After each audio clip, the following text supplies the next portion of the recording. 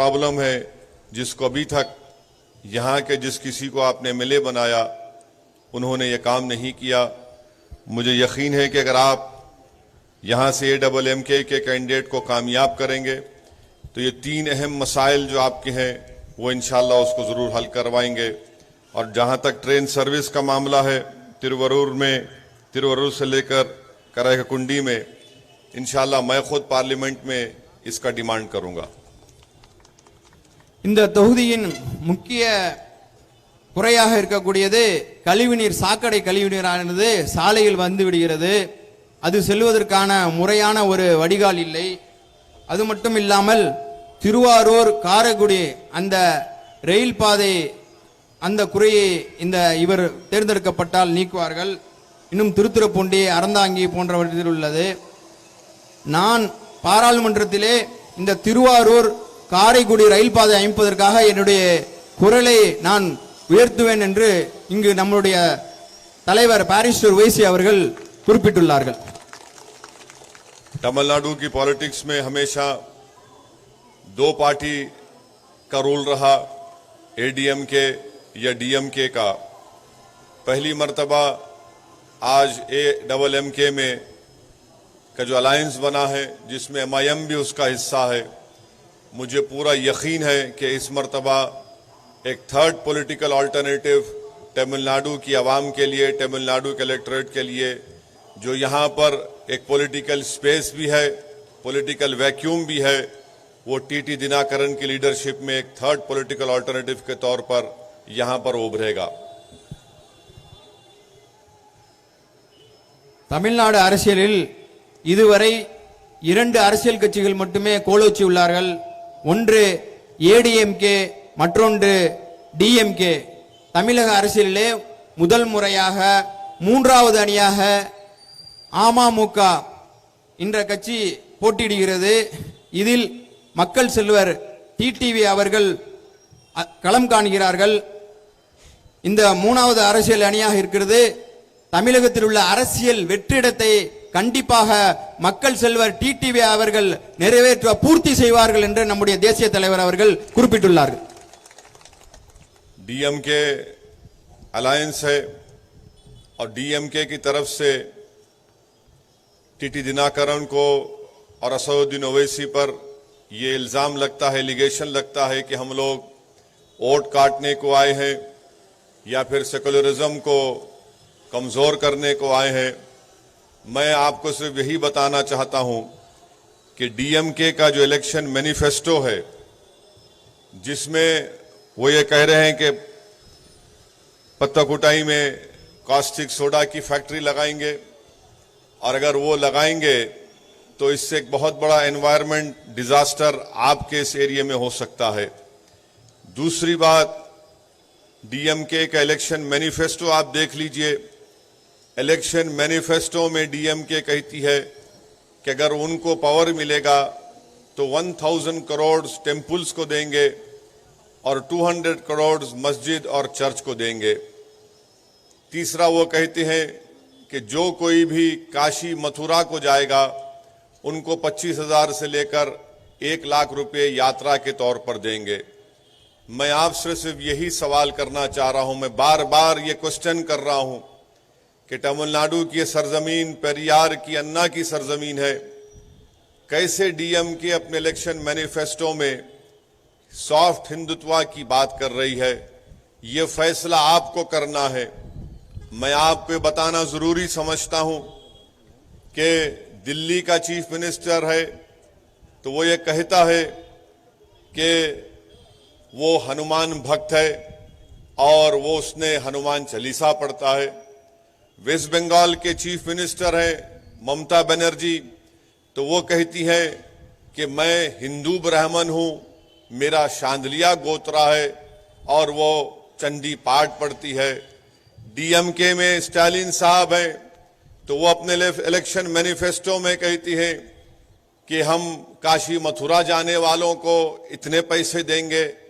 आखिर इस मुल्क में जो सेकुलरिज्म है, जो इक्वालिटी, लिबर्टी, जस्टिस की बात बाबा साहेब अंबेडकर ने अपने कॉन्स्टिट्यूशन में की है, क्या वो इसको बरकरार रखेंगे या फिर उसको खत्म कर देंगे। जल्दी जल्दी டிஎம்கே கூட்டணி இங்கு டிடிவி மற்றும் என்னுடைய கூட்டணியை பார்த்து இவர்கள் சொல்வது மதசார்பனுடைய ஓட்டுகளை பிரிக்கிறார்கள் என்று சொல்லுகிறார்கள்.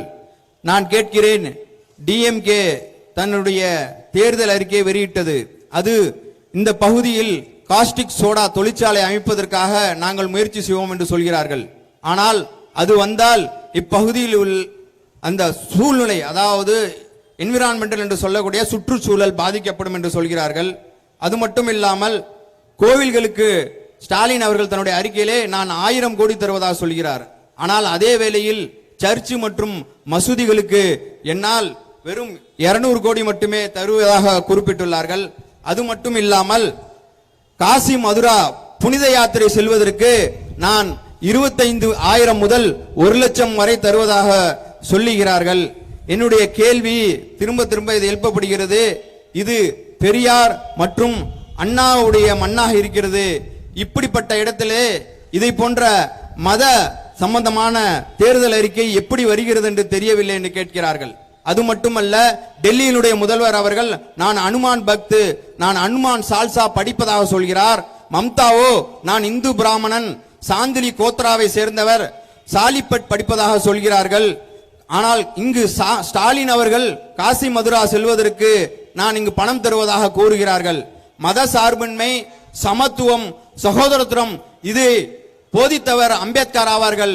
அப்படிப்பட்ட மண்ணிலே இதை போன்ற மத துவேஷங்கள் பரப்பப்படுகிறது என்பதை வருத்தத்துடன் தெரிவிக்கிறார்கள்.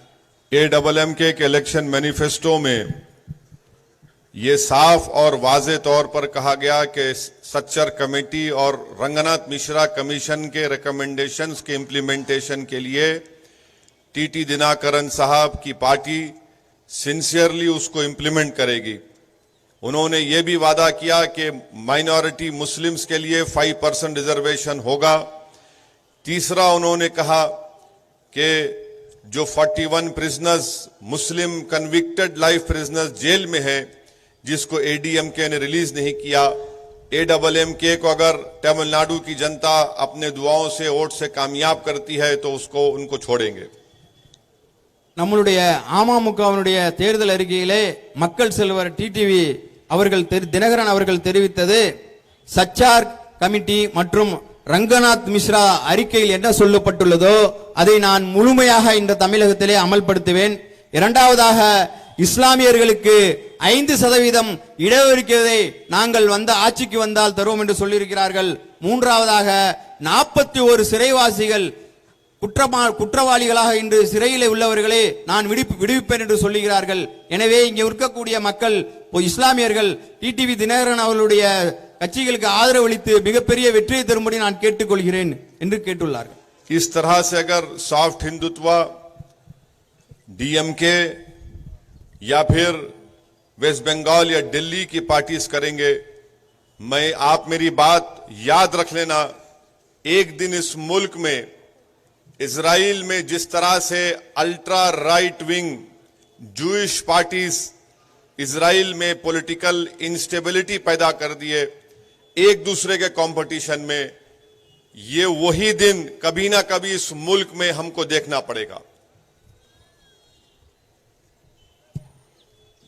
இன்று இந்த நாட்டிலே மிதவாத இந்துத்துவாவை அனைவரும் கையில் எடுத்துள்ளார்.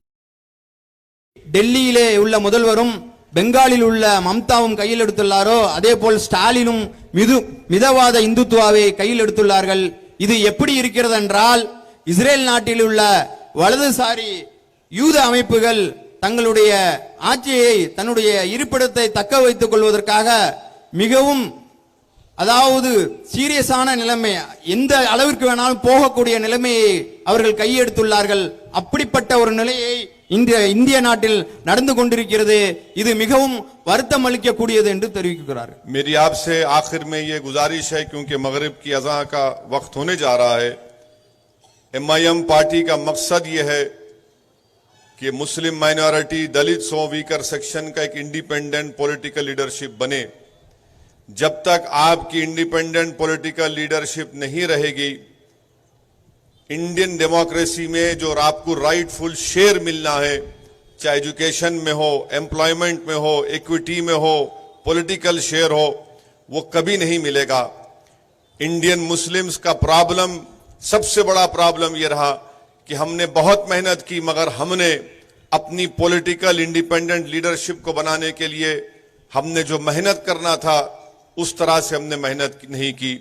मेरी आपसे रिक्वेस्ट है कि मेरी इस रिक्वेस्ट पर, इस तजवीज पर, इस सजेशन पर आप सीरियसली गौर करिए। और रहा सवाल एमआईएम पार्टी को कम्युनल बोलने वालों का, स्टालिन साहब की पार्टी के साथ कांग्रेस है।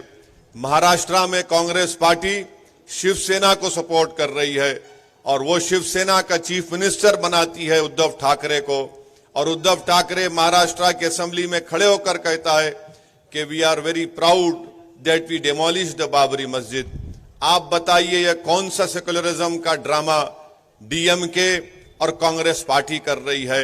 रहा सवाल एडीएमके का, तो मैं आपके इस कॉन्स्टिट्यूंसी में पुत्ताकोटाई में खड़े होकर जिम्मेदारी के साथ कह रहा हूं कि इंशाअल्लाह ताला ना ईपीएस और ओपीएस ये दोनों घर में बैठने वाले हैं, इलेक्शन हारेंगे, क्योंकि जो मोदी का साथ देता है और जो भी बीजेपी के साथ जाता है उसको शिकस्त होती है, पॉलिटिकल ऑब्लिवियन में चले जाता है। मुझे यकीन है कि आखिरी इलेक्शन होगा, ईपीएस ओपीएस का, एडीएमके का कोई फ्यूचर नहीं है। हां, एडीएमके का फ्यूचर उसी वक्त होगा और जयललिता की लेगेसी को, एमजीआर के लेगेसी को अगर कोई जिंदा रख के उसको आगे ले सकता है तो तमिलनाडु की पॉलिटिक्स में एक नया होप, एक नया स्टार है, वो टीटी दिनाकरन बनेगा इंशाअल्लाह ताला। मेरी आखिर में आपसे गुजारिश है कि अप्रैल 6 तारीख को आप तमाम लोग अपने घर से निकलकर पूरे इत्मीनान के साथ आप अपना एक एक वोट प्रेशर कुकर पर बटन दबाइए। आपको डरने और घबराने की जरूरत नहीं है। हमने 60 साल डर डर कर वोट दिया है। आज असदुद्दीन ओवैसी, यकीनन मैं कोई काबिल आदमी नहीं हूं, मगर मैं आपको अपने जज्बात की तर्जुमानी करने के लिए मैं आपको दिल से अपनी बात कह रहा हूं कि उम्मीद की बुनियाद पर वोट दो। मोदी से डरना नहीं है हमको, ना किसी से डरना है, हमको सिर्फ अल्लाह की जात से डरना है। अल्लाह हमारे लिए काफी है। आप उम्मीद की बुनियाद पर यहां पर हमारे नौजवान काबिल बीएलएलबी इस कैंडिडेट को आप कामयाब करिए, जिसका नाम एसडीएस सेल्वन है, और मुझे यकीन है कि ये इनको आप कामयाब करने से यहां की पुत्ताकोटाई की कॉन्स्टिट्यूंसी का एक बहुत बड़ा फायदा होगा। शुक्रिया। वाखिर दावान अल्हम्दुलिल्लाहि रब्बिल आलमीन।